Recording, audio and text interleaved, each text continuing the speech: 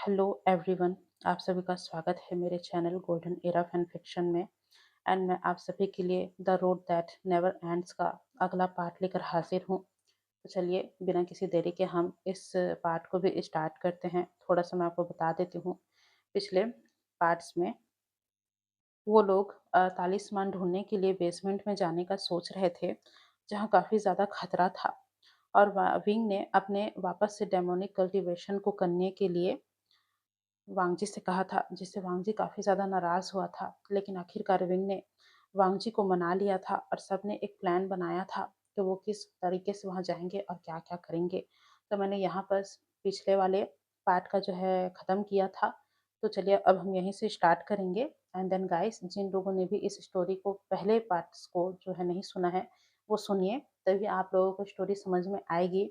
नहीं तो आप लोग बोलोगे कि आप लोगों को स्टोरी समझ में नहीं आई। ओके, तो पहले पूरा सुनिए, देन फिर आप लोग बताइए कि आप लोगों को कैसा लग रहा है। तो चलिए बिना किसी देर के हम इस स्टोरी को स्टार्ट करते हैं। तो विंग और वांगजी गले लगे हुए थे और वांगजी मतलब विंग ने वांगजी को मना लिया था कि वो डेमोनिक कल्टीवेशन को करेगा, और उसने काफ़ी सारी चीज़ें वांगजी से छुपाई भी थी। और वहीं वैन निंग ने एक छोटा सा लॉकेट निकाला। उसमें मतलब वो लॉकेट काफ़ी पुराना था, लेकिन अभी भी उसमें चमक बाकी थी। उसने कहा, ये मेरी माँ का था शायद, या शायद शायद मुझे याद नहीं, पता नहीं, पर मदद मदद करना होगा।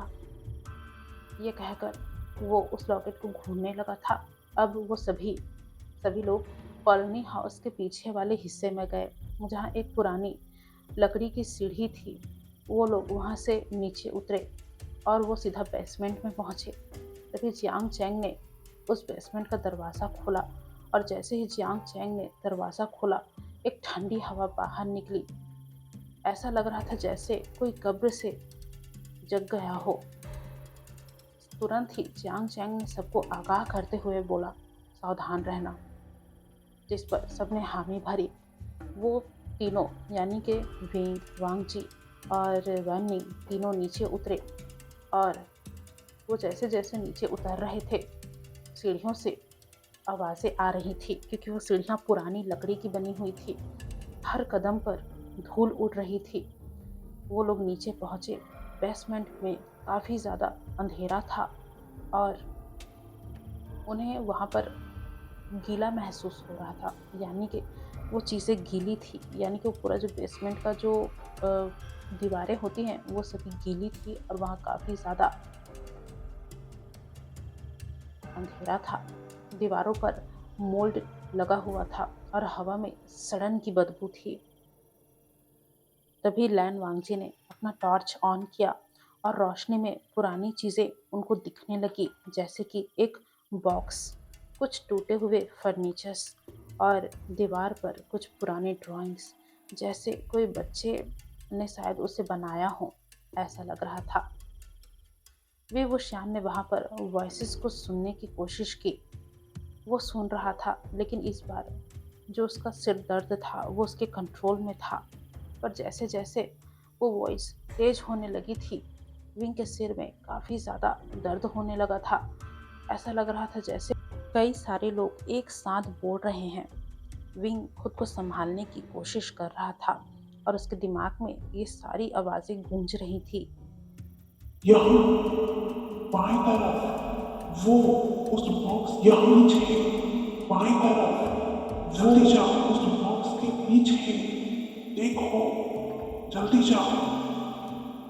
विंग खुद को इसी तरीके से संभालता है और उनको बताता है कि उनको मतलब उन सभी को क्या करना है। फिर वो सभी बाईं तरफ मुड़ते हैं और उस पुरानी लकड़ी के बॉक्स को वो लोग देखते हैं।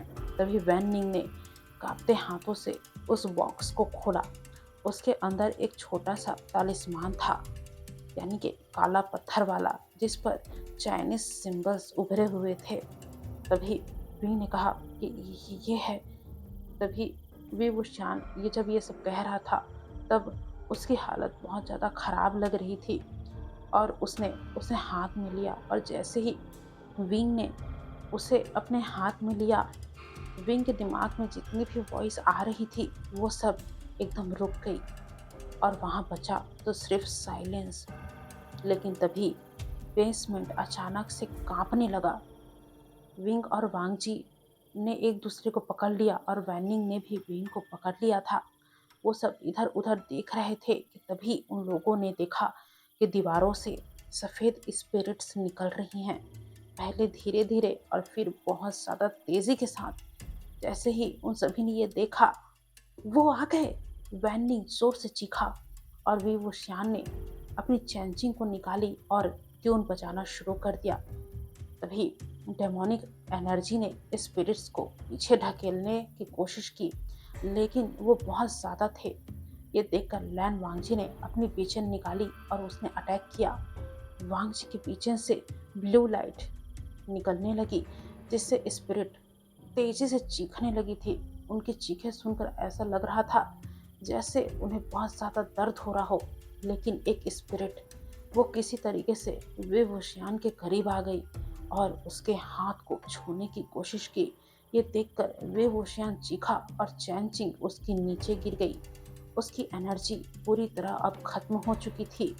लैन वांगजी ने उसे पकड़ा और पिचन से स्पिरिट को काट दिया, जिससे वो जो स्पिरिट थी वो पूरी तरीके से खत्म हो गई और विंग वो उसकी गोद में आ गया। वांगजी ने उसे अपनी गोद में उठाया और तालिस्मान को दूसरे हाथों में पकड़कर वांगजी ने वैन को इशारा किया और वैन ने रस्सी से दरवाज़ा खोला और तीनों के तीनों तुरंत ही बाहर की तरफ दौड़ पड़े। वो लोग जैसे ही ऊपर पहुंचे, जियांग चैंग और सिजुई ने उन्हें देखा। क्या हुआ? जियांग चैंग ने पूछा। विंग हाफ रहा था, लेकिन जियांग चैंग को तालिस्मान दिखा। तभी जियांग चैंग ने बोला, मिल गया क्या? क्या यही है वो? क्या इसी की बात हो रही थी? जिस पर वांगजी ने बोला, हाँ ये वही है, और वहाँ पर हमें काफ़ी सारी स्पिरिट्स मिली जो बहुत ही ज़्यादा पावरफुल थी, और विंग ने उन पर डेमोनिक कल्टीवेशन का इस्तेमाल किया, जिसके कारण विंग थक गया है। ये सुनकर चैंग को भी विंग के लिए चिंता हुई और चैंग विंग के पास आया और उसे उठाने में मदद की। वो लोग वापस कॉलोनी हाउस में गए और वांगची ने विंग को पकड़कर सोफे पर बैठा दिया और उसके माथे पर हाथ रखा। वांगजी को महसूस हुआ कि विंग का माथा काफ़ी ज़्यादा गर्म है, शायद विंग को बुखार हो गया है। तभी वांगजी ने कहा, आराम करो। वांगजी की आवाज़ में दर्द था और विवुशियान ने उसका हाथ पकड़ा और बोला, लैनसैन, मैं बिल्कुल ठीक हूँ, लेकिन तालिस्मान ये हमें बाहर ले जाएगा ना? बोलो। हमें शायद उस टनल में वापस जाना होगा, तभी शायद कुछ हो पाएगा। विंग की बात सुनकर वांगजी ने अपना सिर हाँ में हिलाया, लेकिन उसकी आंखें चिंता से भरी हुई थी। वो विवुशियान के लिए कुछ भी कर गुजरने की ताकत रखता था, लेकिन जब भी वो विंग को ऐसी हालत में देखता था, उसका दिल रोने लगता था। वांगजी विंग के करीब ही बैठ गया और उसका सिर अपनी गोद में रख लिया और वांगजी ने बोला, मैं तुम्हें नहीं खोऊंगा, बिल्कुल भी नहीं। जो तुम्हारे साथ पहले हुआ था वो मैं तुम्हें नहीं होने दूंगा विंग। मैं तुम्हें नहीं खो सकता, तुम मेरी जिंदगी हो। ये कहकर वांगजी विंग को देख रहा था और वहीं विंग उसने अपनी आंखें बंद कर ली थी, क्योंकि उसने अपनी काफ़ी सारी एनर्जी वहाँ लगा दी थी। अब रात होने वाली थी।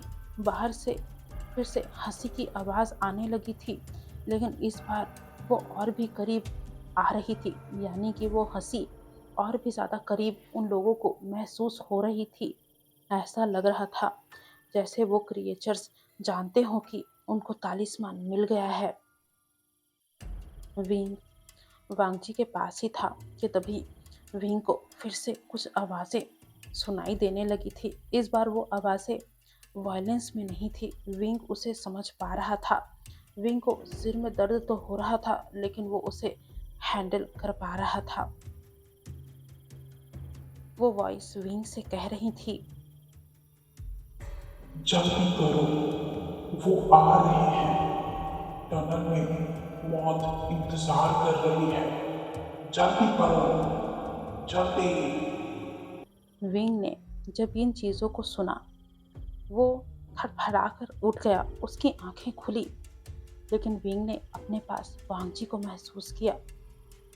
वांगजी उसके सिर को सहला रहा था और वांगजी की आंखें भी बंद थी। तभी विंग ने वांगजी की तरफ देखते हुए धीरे से कहा, लैंसन, चाहे जो भी हो जाए, हम साथ रहेंगे। विंग उठा और वो वांगजी को देखने लगा। वांगजी ने विंग की बातें सुन ली थी। वांगजी ने अपनी आंखें खोली और अपना चेहरा विंग के पास ले जाकर उसने विंग के होठों पर किस किया। वो किस गहरा था और इमोशन से भरा हुआ था। ऐसा लग रहा था जैसे ये किस उन दोनों का आखिरी किस है। वो दोनों अपने प्यार में खोए ही हुए थे कि तभी अचानक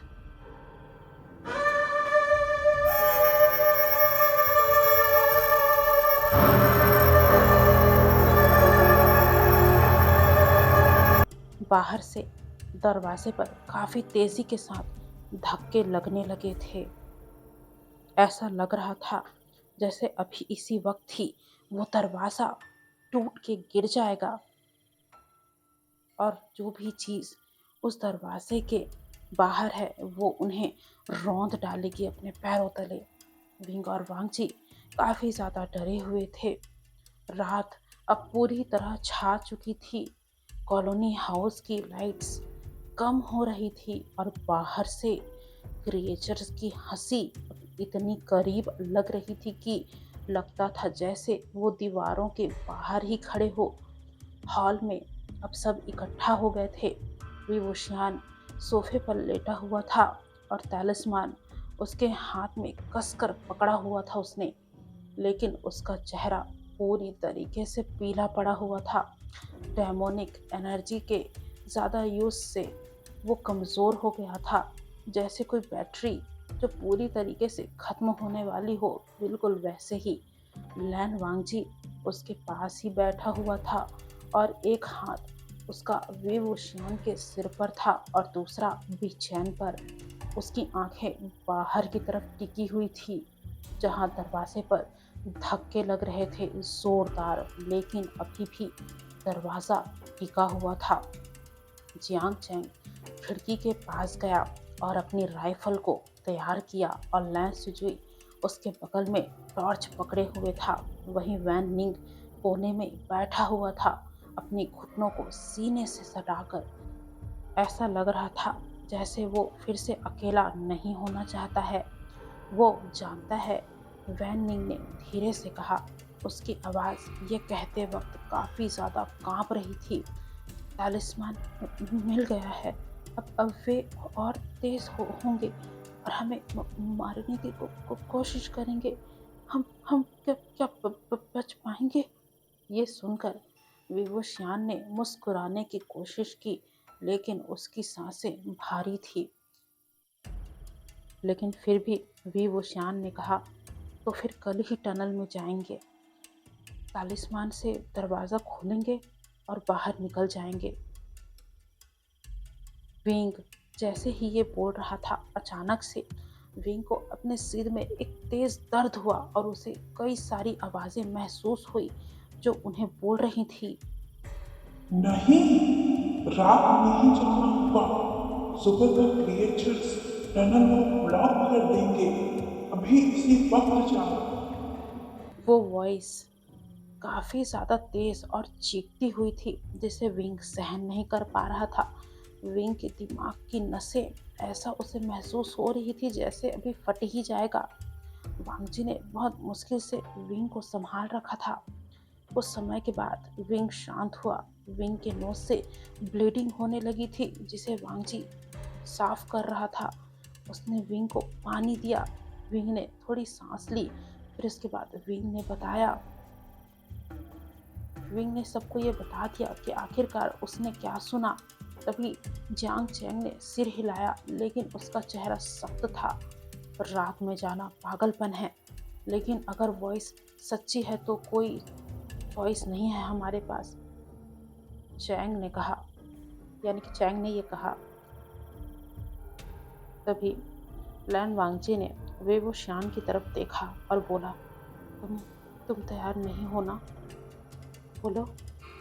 ये सुनकर वेंग ने उसका हाथ पकड़ा और बोला, लैंसैन, मैं तैयार हूँ और तुम मेरे साथ हो ना? जिस पर वांगजी ने हाँ बोला और वांगजी ने वेंग का हाथ कसकर पकड़ते हुए कहा, मैं हमेशा तुम्हारे साथ हूँ। तुम जब भी मुझे याद करोगे हमेशा अपने पास पाओगे वेंग, हमेशा। ये सुनकर वेंग की आंखें नम हो गई थी, पर यह वक्त बहुत ही ज़्यादा परेशानी भरा था। उन्हें जल्द से जल्द कुछ करना था। वो उठने लगे, लेकिन उनके पैर कांप रहे थे। लहन वांगजी ने विंग को सहारा दिया और उसे धीरे से कहा, मैं तुम्हें नहीं जाने दूंगा, अकेले बिल्कुल भी नहीं। वांगजी वे वुशियान को गले से लगा लेता है कसकर। ऐसा लग रहा था जैसे इस वक्त पूरी दुनिया ही खत्म होने वाली हो। वे वुशियान ने वांगजी की पीठ पर हाथ फेरा और कहा, लहनसैन, अगर हम बाहर निकल गए तो क्या करेंगे? इस बात पर लैन वांगजी ने उसे फुसफुसा कर कहा, अगर हम यहाँ से निकल गए तो मैं तुम्हें कभी नहीं छोड़ूंगा, हमेशा तुम्हें अपने पास बांध के रखूंगा। ये कहकर वो विंग की तरफ देखने लगा था और ये सुनकर विंग मुस्कुराने लगा था। वो दोनों एक दूसरे में खोए ही हुए थे कि तभी दरवाजे पर एक बहुत जोरदार धक्का लगा। ऐसा लगा जैसे कोई ट्रक मार रहा हो उस दरवाजे पर। पूरा हॉल बुरी तरीके से हिल गया था। लाइट्स फ्लिकर करने लगी थी। तभी जियांग चैंग ने जोर से चिल्लाकर सबसे कहा, वो अंदर आने वाले हैं। और सिजुई ने टॉर्च से बाहर देखा। उसने देखा कि जो क्रिएचर्स हैं वो काफी ज्यादा, यानी कि ढेर सारी संख्या में हैं। अब 10 से भी ज़्यादा थे वो लोग। वो बहुत ही ज़्यादा बुरी तरीके से मुस्कुरा रहे थे, लेकिन उसकी आंखें लाल थी। तभी वेवोशियान ने तालिस्मान उठाया और बोला, चलो अब टनल में जाना होगा। रास्ता छोटा है, जंगल से होकर ही जाना होगा। वो सब तैयार हो गए। उनके हाथों में बैकपैक्स थे, हथियार थे, टॉर्च थी। सबने सोचा तो नहीं था कि उन्हें रात में ही निकलना पड़ेगा, लेकिन उन लोगों ने सारी तैयारी अपने पास ही रखी थी। तभी जियांग चैंग ने दरवाज़ा खोला और बाहर की ठंडी हवा अंदर आ गई। क्रिएचर्स ने उन पर अचानक से अटैक कर दिया था, लेकिन जियांग चैंग ने अपनी राइफल से उन पर फायर किया। 2 क्रिएचर गिर गए और लैन वांगजी ने बेचैन से रास्ता बनाया। ब्लू एनर्जी की लहरें निकलकर उन सभी क्रिएचर्स को चीर रही थी और वहीं विंग ने अपनी चेंजिंग बजाई। कमज़ोर ट्यून थी, लेकिन काफ़ी सारे क्रिएचर्स को वो कंफ्यूज करने के लिए काफ़ी थी। ये करने के बाद वो सभी जंगल की तरफ दौड़े। वहीं रास्ता जो उन लोगों ने पहले लिया था, वो सभी काफ़ी तेज रफ्तार से भाग रहे थे। वो लोग उसी ट्री के पास जा रहे थे जहाँ वो लोग पहले गए थे। वहीं वैन सबसे आगे चल रहा था। वो बच्चा डरा हुआ था, लेकिन वो जानता था कि ये वक्त डरने का नहीं है, बल्कि डर का सामना करने का है। और वो बहुत ही ज़्यादा बहादुरी से उन सभी चीज़ों का सामना कर रहा था। वो लोग बहुत जल्दी पहुंच गए थे क्योंकि वो लोग भागते भागते आ रहे थे। तभी वैन निंग ने उनको रास्ता दिखाया और बोला, यहाँ नीचे। और वो सभी वैन निंग को फॉलो करते हुए टनल में घुस गए। वो लोग नीचे पहुँचे। नीचे बहुत ही ज़्यादा अंधेरा था और दीवारें गीली थी। उन लोगों ने टॉर्च ऑन किया और उनके हाथों में अभी भी तलिस्मान थी। टॉर्च की रोशनी में उन्हें एक पुराना सा दरवाज़ा दिखा जो लोहे का था और पूरी तरीके से उसमें जंग लग चुका था। लेकिन इसी बीच में एक छोटा सा स्लॉट था तालिस्मान के लिए। तभी विभूषण ने उस तालिस्मान को वहां डाला और एक क्लिक हुआ और दरवाज़ा हल्का सा खुला। लेकिन तभी पीछे से क्रिएचर्स की काफ़ी ज़्यादा तेज़ आवाज़ आई और वो टनल में घुस आए थे। तभी जियांग चैंग जोर से चिल्लाया भागो यहाँ से। और वो दरवाजे से गुजरते हुए दूसरी तरफ भागे। दूसरी तरफ एक और लंबा सा टनल था, लेकिन आखिरी में उन लोगों को एक रोशनी नजर आ रही थी। वो लोग भाग रहे थे और उनके पीछे क्रिएचर्स भी तेजी से भाग रहे थे। वो लोग भागते जा रहे थे कि उन्हें बाहर की रोशनी नजर आई। उन लोगों को लगा कि शायद यहीं से ही उनकी दुनिया स्टार्ट हो रही है, और वो बिना कुछ सोचे समझे उस तरफ भागने लगे थे। जब वो लोग भाग रहे थे, तभी विंग को फिर से कुछ आवाजें सुनाई देने लगी। विंग ने अपना सिर पकड़ लिया था और उसे सुनाई दे रहा था कि वो वॉइसेस उनसे कुछ बोल रही है। वो वॉइस बोल रही थी, नहीं, वहां मत जाओ। वो एक ट्रैप है। क्रिएचर्स ने ब्लॉक कर दिया है। वहां मत जाओ। रुक जाओ। विंग ने जैसे ही ये सुना, उसकी आंखें बड़ी बड़ी हो गई। विंग ने वांगजी को आवाज लगाया, लैंसैन, रुक जाओ लैंसैन, ये रास्ता फेक है, ये नकली है, असली रास्ता टाउन के बीच में है, एक पुराना चर्च जैसे जैसे प्लेस में है, रुक जाओ। विंग की बात सुनकर वांगजी ने उसकी तरफ देखा, और फिर सबके सब बहुत ज्यादा हैरान थे, क्योंकि वो बस थोड़ी सी ही दूरी में थे और वो लोग उसके पार जाने वाले थे, जहां उनकी मौत उनका इंतजार कर रही थी। सब बहुत घबराए और वो विंग की तरफ वापस आने लगे, लेकिन क्रिएचर्स अब उनके काफी ज्यादा करीब आ गए थे। तभी विंग ने एक आखिरी बार चैंचिंग बजाई अपनी पूरी ताकत से, और डेमोनिक एनर्जी की एक बड़ी वेब निकली, और क्रिएचर्स चीखने लगे और पीछे हट गए। लेकिन विवुशियान, वो गिर गया, वो बेहोश हो चुका था। लैन वांगजी ने उसे अपनी गोद में उठा लिया। विंग, उसकी आवाज में दर्द था। वांगजी विंग विंग कहकर उसे उठा रहा था। तभी जियांग चैंग ने कहा, वापस चलो, हमारे पास समय नहीं है, हमें चर्च की तरफ जाना होगा। वांगजी ने विंग को उठा लिया अपनी गोद में, और वो सब दौड़ने लगे थे। वो लोग जल्दी से टाउन में पहुंच गए। उन्होंने वो पुराना चर्च ढूंढा। उन्हें देखा, वो जो चर्च है वो पुरानी बिल्डिंग में है और टाउन के सेंटर में। लेकिन सभी ने ये नोटिस नहीं किया था कि वहाँ एक चर्च है, यानी कि वो जो चर्च है वो एक पुरानी बिल्डिंग के अंदर था। वो दिखने में भी बिल्डिंग जैसा ही लग रहा था। किसने ये नहीं सोचा था कि उस बिल्डिंग के अंदर एक चर्च भी हो सकता है। पर इधर उधर देखने के बाद उन लोगों को पता चल गया था कि ये एक चर्च है। उन लोगों ने दरवाजा खोला और वो सब अंदर घुस गए उस चर्च के। उस जगह में काफी सारी चेयर्स भी लगी हुई थी, लेकिन सबसे बड़ी बात, वहां पर एक पोर्टल था, बिल्कुल ब्लू कलर में। वहां से ब्लू कलर की चमकीली रोशनी निकल रही थी। तभी वॉइस चिल्लाई। इस बार सिजुई ने उन आवाजों को सुना। सिजुई ने अपना सिर पकड़ लिया और चैंग ने उसे संभाला। सिजुई ने बताया कि वो वॉइस उन्हें उस तालिस्मान को उस ब्लू पोर्टल में डालने के लिए बोल रही हैं, लेकिन उसके साथ ही उनको एक बलिदान देना होगा। ये सुनकर सब के सब स्तब्ध रह गए।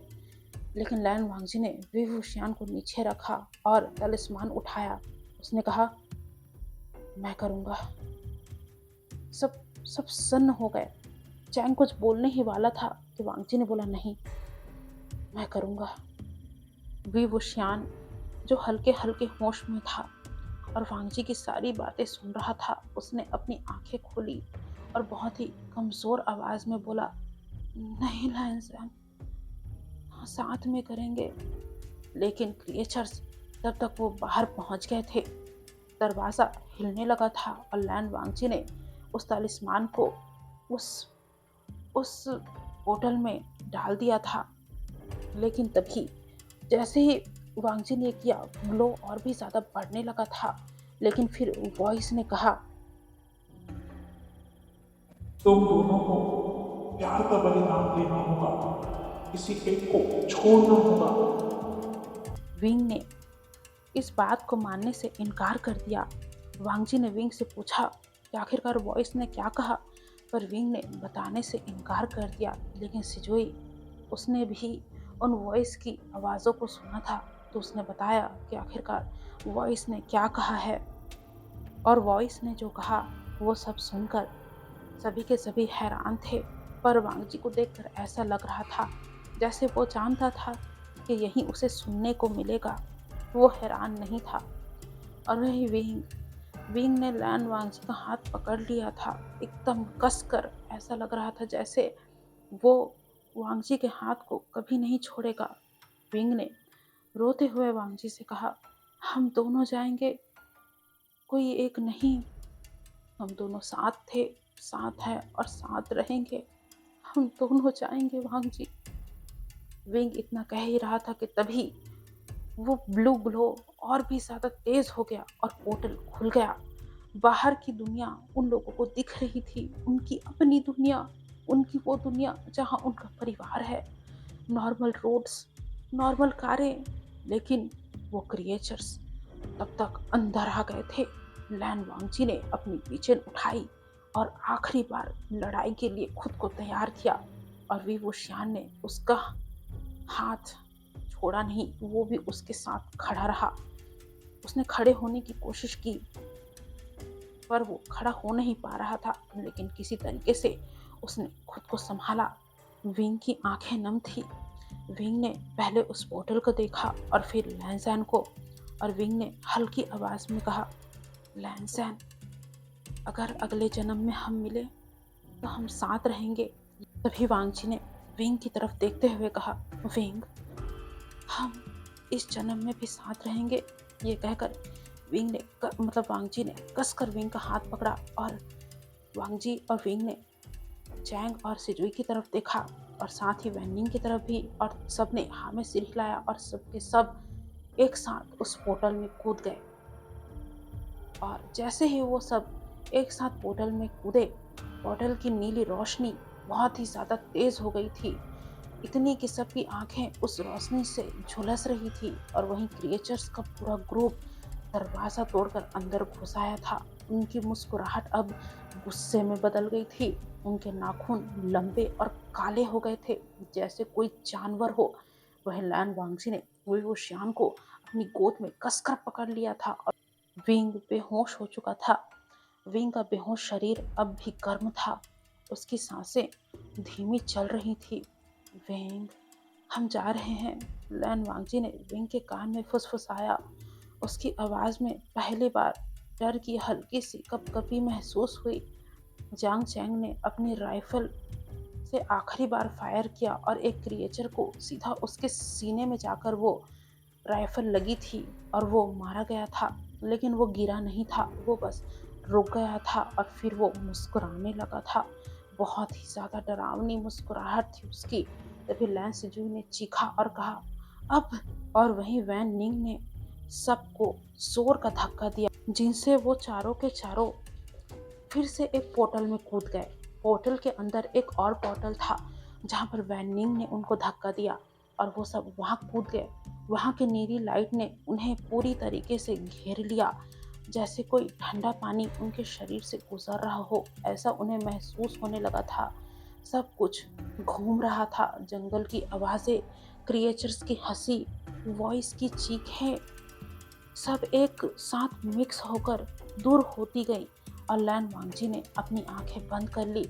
सिर्फ वे वशियान को उसने कसकर पकड़ लिया था और वो बार बार बोल रहा था, हम हमेशा साथ हैं, हम हमेशा साथ रहेंगे। वो मन में बार बार यही दोहराता रहा। फिर अचानक से सब शांत हो गया। जब उन सब की आंखें खुली तो वो एक खुले मैदान में थे। रात का वक्त था, लेकिन आसमान एकदम साफ था। आसमान में असली तारे चमक रहे थे, कोई धुंध नहीं था। सामने एक हाईवे था जहाँ कारों की लाइट्स दूर दूर से आ रही थी। कोई कोई भी धुंध नहीं था, कोई टाउन नहीं था, कोई क्रिएचर्स नहीं थे, सिर्फ नॉर्मल दुनिया थी।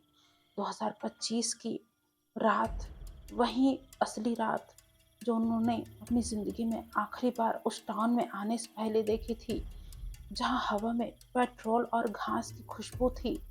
जियांग चैंग सबसे पहले उठा उसकी राइफल अभी भी उसके हाथ में थी। वो चारों तरफ देख रहा था। उसके आंखों से आंसू गिरने लगे थे। ये सब देखकर जियांग चैंग हंसने लगा था। पहली बार वो राहत से हंस रहा था।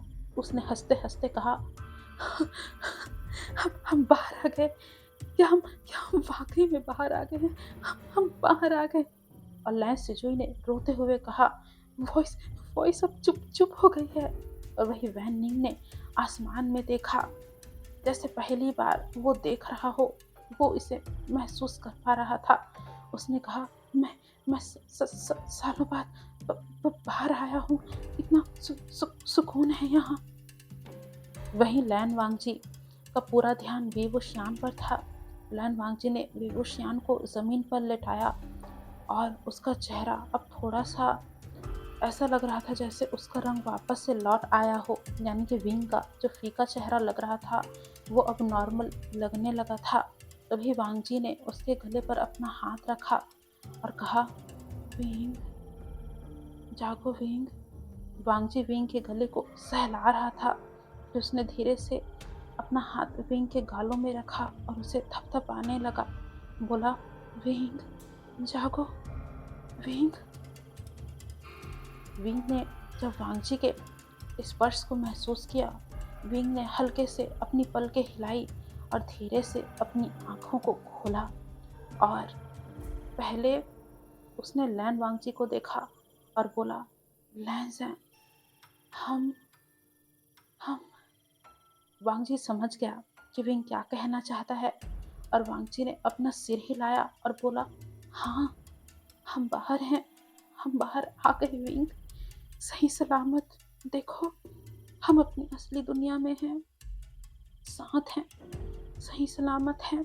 यह सुनकर विंग मुस्कुराया, पर उसकी हंसी कमज़ोर लग रही थी लेकिन असली थी।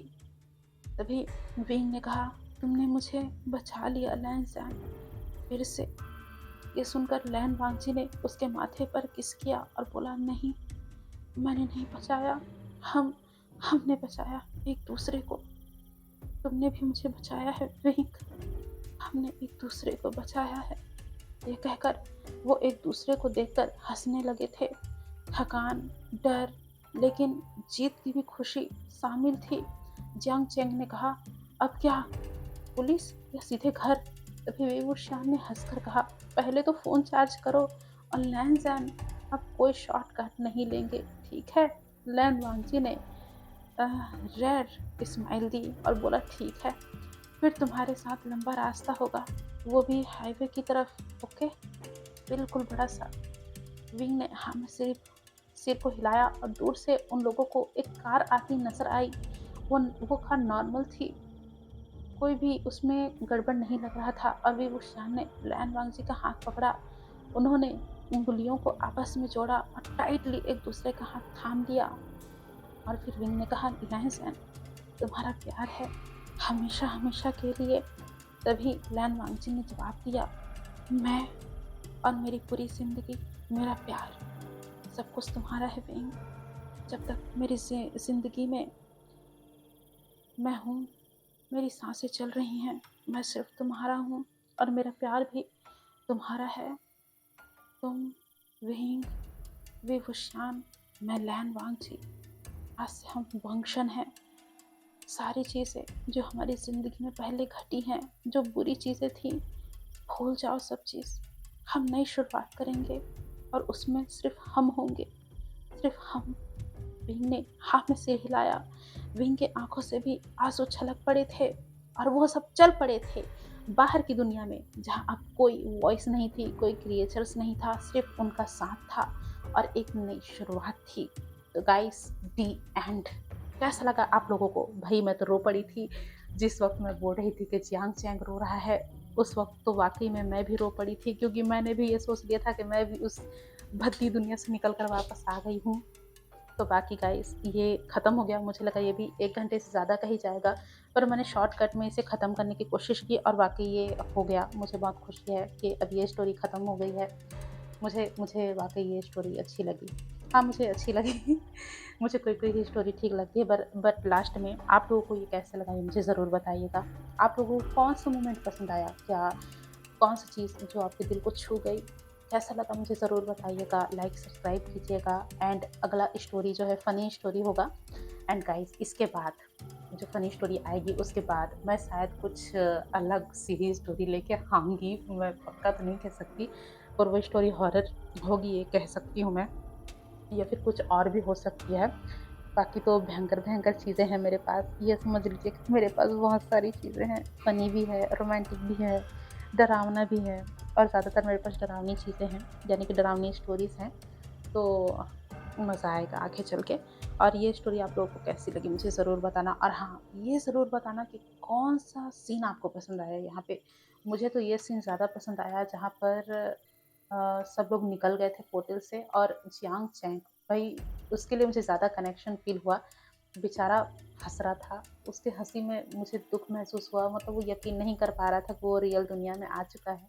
तो ये वाला सीन मुझे ज़्यादा बेटर लगा, और ये मुझे पर्सनली पसंद आया। मैं काफ़ी इमोशनल हो गई थी उस टाइम पे।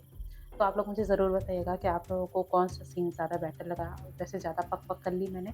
तो चलिए, इस स्टोरी को हम यहाँ ख़त्म करते हैं एक हैप्पी ब्यूटीफुल एंडिंग के साथ। एंड गाइस, आप लोग भी कभी लाइफ में शॉर्टकट मत लेना, नहीं तो आप लोग भी कहीं ना पहुँच जाओ, ठीक है?